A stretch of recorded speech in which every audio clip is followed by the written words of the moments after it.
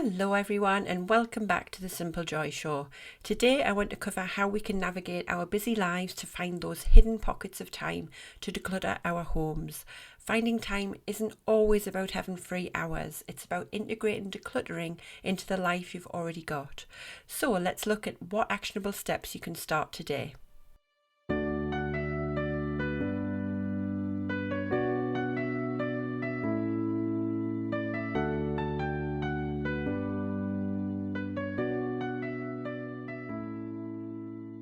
This is the Simple Joy Show, the podcast for people who are ready to declutter and simplify their homes and lives to create more space, time, energy and freedom.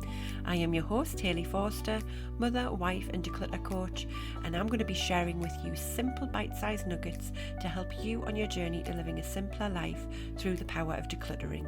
So if you're ready to choose calm over chaos, then let's dive into today's show. Hello everybody. It's been a couple of weeks since I last spoke to you. Last week I had a break from podcasting because I was travelling with work. For those of you that don't know, I've got 3 different businesses and one of them is as a fragrance consultant. So in my previous corporate life I was a fragrance designer and I worked for 2 big multinational companies designing fragrances for lots of lovely global brands such as Tide, Ariel, Dove, Lynx, lots of well-known brands like that. And in 2018 when I became self-employed, I became a consultant, so I now work with companies on designing their fragrance strategies and designing new fragrances, new fragrance technologies and things. So it's very, very exciting. But the job that I was doing last week is a job that I volunteer for. So I'm on the council of the British Society of Perfumers, and every year we run a workshop weekend where we basically teach about the fragrance industry. So people who are new to the industry or perhaps people who are wanting to get into the industry can sign up for a full weekend training where we talk about the different roles, what perfumery is, how you can create new fragrances, and they get a project over the weekend of designing their own fragrance in groups as well.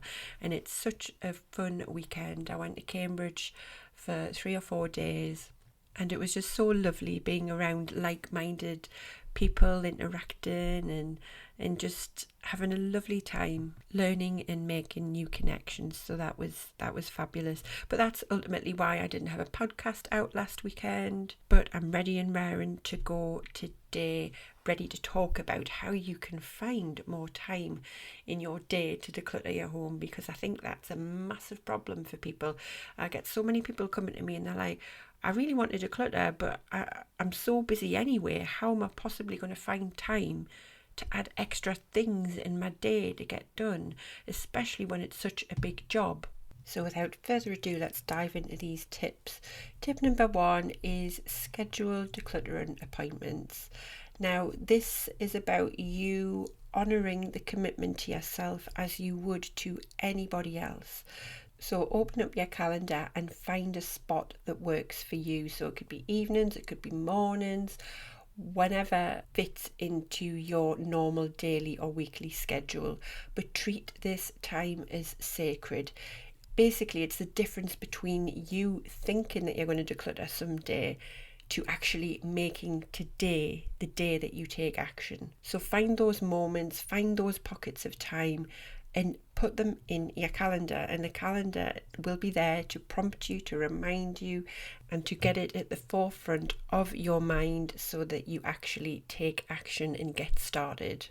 Number 2 is to start taking advantage of little pockets of time, and I'm even talking 5 minutes here. And you're probably thinking, what can I possibly do, especially decluttering, in 5 minutes? But trust me when I say it's more than you think. Maybe if it's just even starting with one shelf or one part of your cutlery drawer, just set a timer and go. Get rid of anything that you don't need or want anymore, or anything that's broken.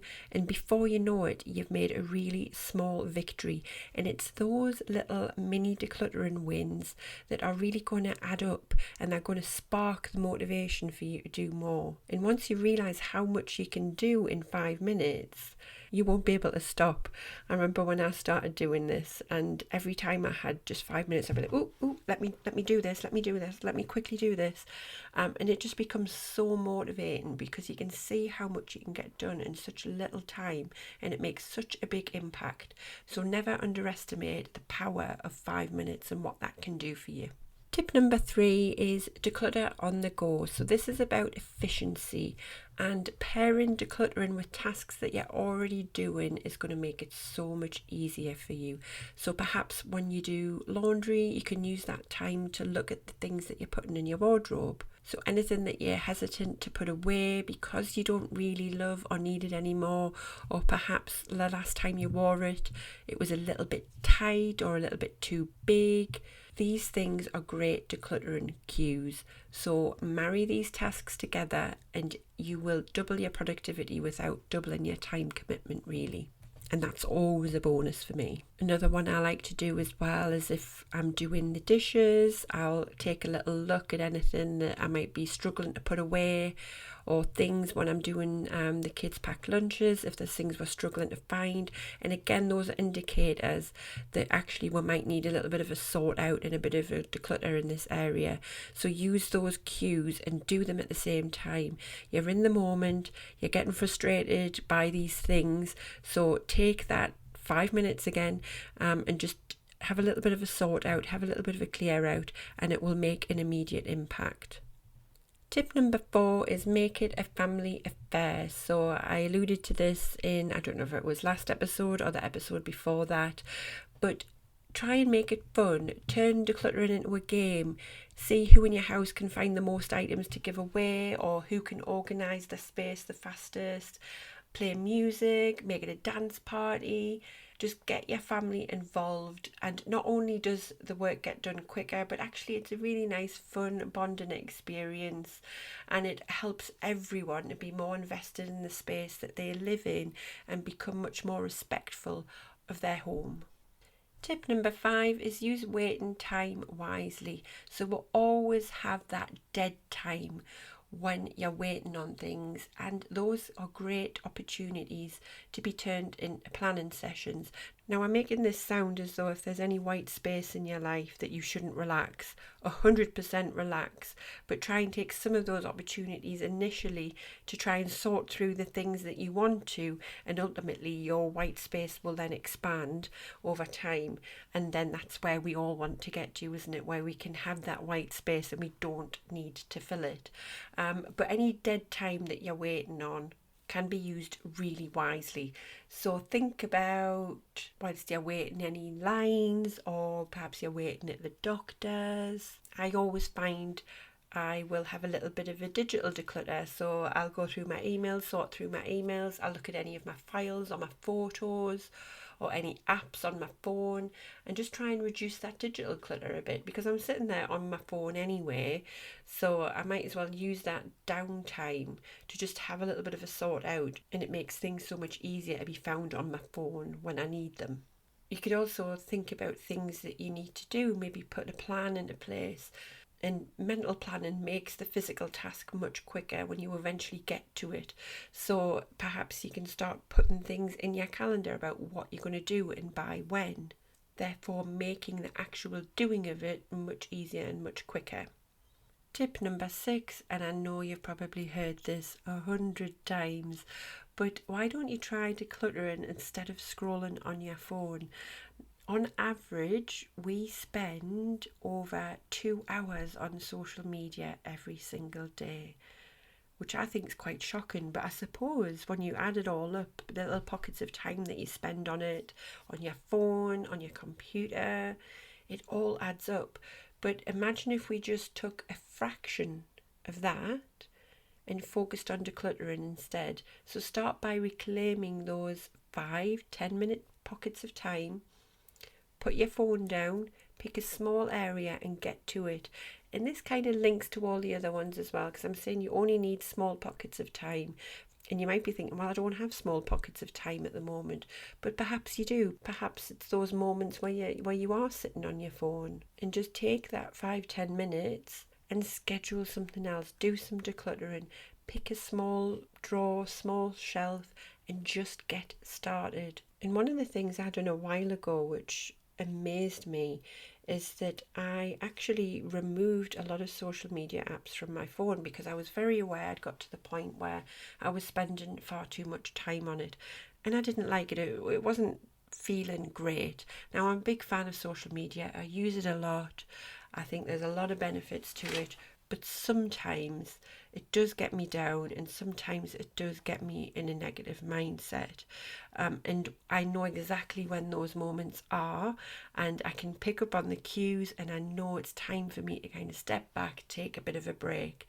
And a couple of years ago, I removed social media apps from my phone, and I didn't quite realise the impact that would have on me at the time when I was doing it, but it freed up so much time in my day. I was actually shocked.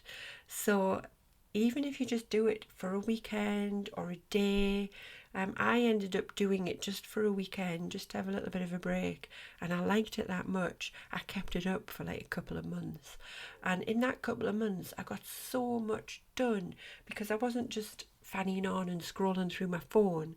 I was actually using those moments, those pockets of time, either resting and recuperating, or I was doing some little mini projects that I wanted to get on with, things that I'd been wanting to do for ages that I'd never got round to. And in your case, that might be getting some decluttering done around the house. So never underestimate these small, what you may think are small changes, can actually really amplify and make a much bigger impact than you might think.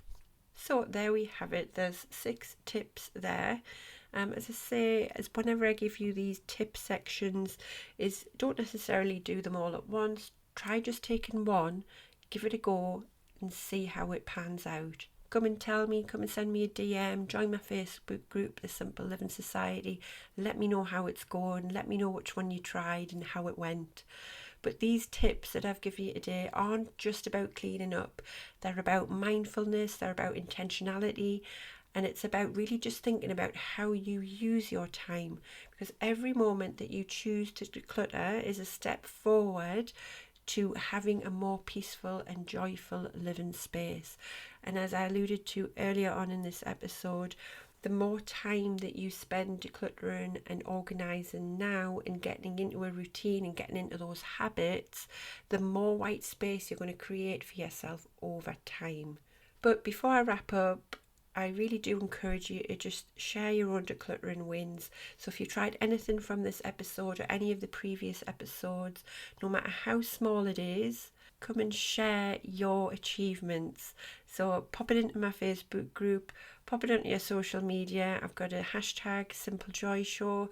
Tag it with that so I can see it, and let's just celebrate our collective journey of decluttering together. As always, I'm grateful you've tuned in. I hope you find some pockets of time this week to declutter, and I hope those moments bring you a greater sense of calm and joy. I'll be back with you next week, but until then, enjoy the journey and the joy it will bring. Thank you so much for listening. If you've enjoyed this episode and you'd like to help support the Simple Joy Show further, then please share it with others, post about it on social media, or leave a rating and review. To catch all the latest from me, you can follow me on Instagram at HelloSimpleJoy. Thanks again, and I'll see you next time.